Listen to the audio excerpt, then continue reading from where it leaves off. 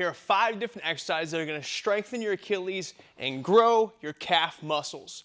Let me show you the very first one, which nearly every single person could do because all you need is a sturdy wall. So check this out. We're going to place our hands against the wall, all right? And also, anything we could do single leg, we could also do double leg and vice versa. So I'm going to show you both double and single leg variations, depending on what fitness level you're at. If you're just starting off, start with 2 legs on certain ones. With other ones, start with, and if you're a little more advanced, you can go to the single leg variation. So the first one we're going to do is called a wall supported calf raise, all right? What we're going to do is we're going to angle ourselves at this position. Now what this does is this helps stretch out the calves. Now I got my arms up here. What we don't want is we don't want the butt back here. We want the hips forward enough to where you feel a pretty good stretch on the calves. All right, now maintain kind of more of an upright, straight torso. We're going to lift the heels up as high as we can. Get all the way up on those toes. Bring it down. Push into the wall to drive the heels into the floor. Lift the heels up. Drive it down. Lift up. Drive it down. Now, if we want to go single leg, we'll go like this. I'll hook one foot around here, and then I'll lift up as high as I can. As I'm lifting up, I'm trying to push through my big toe in the arch of the foot, that midline of the foot. Bring it up and down. Now, here's where the secret sauce lives. Hold this end position. Feel the stretch for about 3 to 5 seconds in between each rep. Bring it up nice and high. Bring it down. All right, again, the secret sauce is full range of motion and then getting the stretch at the end for 3 to 5 seconds between reps. Right there. Wall supported calf raise. Slant calf raises. So this one, you're just going to need something that's elevated off the floor. If you have a larger foot, you're going to need something a little bit taller. For instance, I have a size 13, so I'm using something that's like 3 inches off the floor. If you have a smaller foot, you're going to need something a little bit smaller. All right. They also make like these little slant boards that are perfect for this. But if you don't have a slant board, you could use a large weight like this. You could also use the edge of a dumbbell or the handle of a kettlebell, anything to just lift your toes off the floor, so that way you get a little more range of motion at your heel. So check this out. There is a double and a single leg variation for this one. What you're gonna need to do is you will need something to balance yourself with. So whether that's a rack like this to hold on to, or you can go up next to a wall and use a wall to support yourself with this, you're gonna want something to help stabilize you. So check this out. We're gonna place the foot on there. Now, foot placement, we're gonna wanna get the ball of the foot to kind of hold over the edge of this lip of the weight or whatever you're using. If you're on a slant board, you don't have to really worry about that as much, right? So check this out. Right here, my feet are about, feet are pretty close together, right? I'm not having my hips back like this. Keep a nice tall torso. Grab on. We're gonna lift those heels up as high as you can. Slowly lower. Now remember the magic. Hold the bottom for about 3 to 5 seconds. Bring it up as high as you can.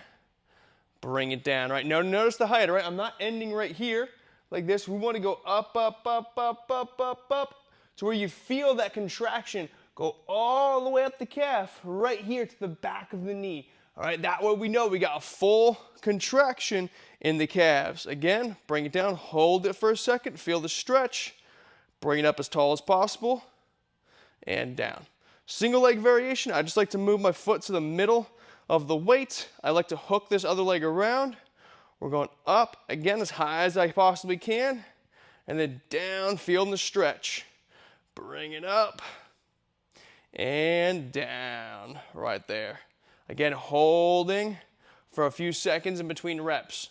Now what I like to do as well, once I'm done with the full set, I like to lean forward a little bit more, drive that heel in to really get the stretch. All right, now you can see here, if we lean forward, you're gonna feel more of a stretch versus if you're up to here, if you're a little more upright. All right, you could also try that out. Get a little forward lean to get more range of motion out of this exercise. Woo! Slant calf raise. Floating lunge calf raise. This one is pretty cool because it's gonna work on your quads as well as your calf. But it's also gonna work on this little muscle that lives below your calf and behind your Achilles tendon, and that's called your soleus muscle. So check this out. This is best if you have a wedge. If you don't have a wedge, you could do it straight off the ground.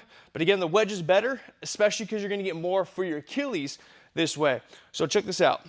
Show you on this side right here. So we're going to put one foot on top of this, one leg back. Now here's what I want to do, all right? The whole time we're doing calf raises, we've been doing it with a straight leg. This time, we're going to now bend the knee, all right? That's going to change the muscles that we're working here, all right? Now, this split stance position, my back knee is off the ground. Again, feel free to hold on to something if you need to for some balance.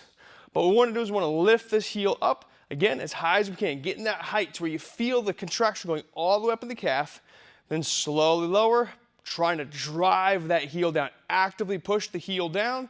Hold it for a couple seconds. Lift it up. Bring it down nice and slow.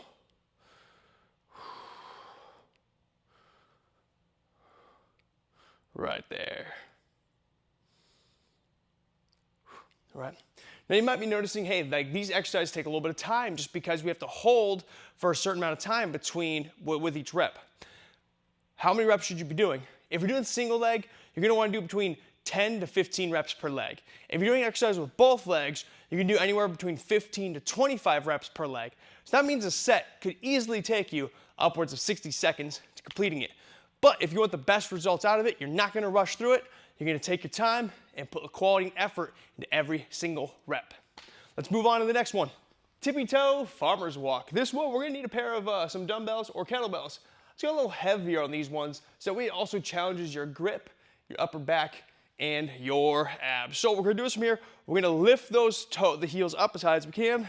And it's like we're walking in like stripper heels. So you can notice here that my walking is pretty slow because it's also going to work on your stability and your balance.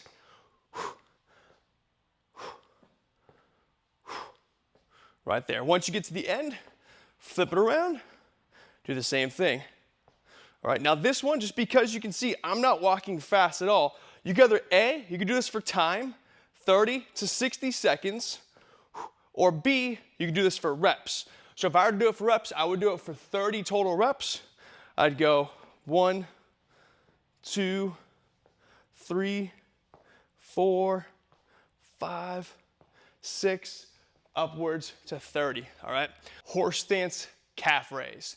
This one, there's a lot of different variations for this one. So I'm gonna show you just the simplest variation, which is to use both legs at the same time. So we're gonna go nice and wide with our legs. This is called the horse stance position. Bend your knees, squeeze your butt. All right, we do want our toes angled out slightly. So what we're gonna do from here is, again, keep my hips forward. We're gonna lift those heels up as high as we can. We're gonna slowly lower them.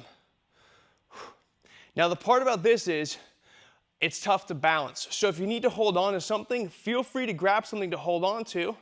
All right, and don't worry about putting a wedge underneath your foot for this one, because we don't really need to get the extra range of motion. But notice the speed. Notice the speed I'm moving at. It's very, very slow and controlled, trying to go that full range of motion and bringing it down with good control. This is also going to work on your stability. And you might notice that there's some sticking points, like right here. I'm stuck. I'm trying to get that extra inch without letting my body become unstable. Right there. Horse stance, calf raise. Now, you could do a single leg variation like this. This requires a little less stability. You could also do a seesaw version, which when one lowers, the other lifts. You can also throw some rotation into the mix as well.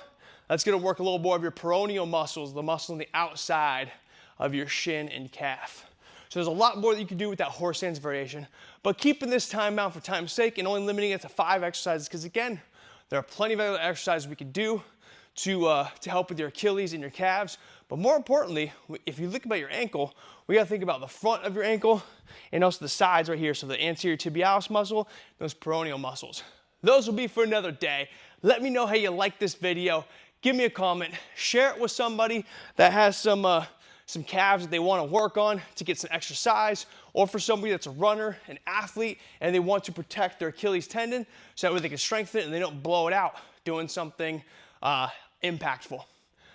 That said, thank you very much for watching, and I'll catch you next time.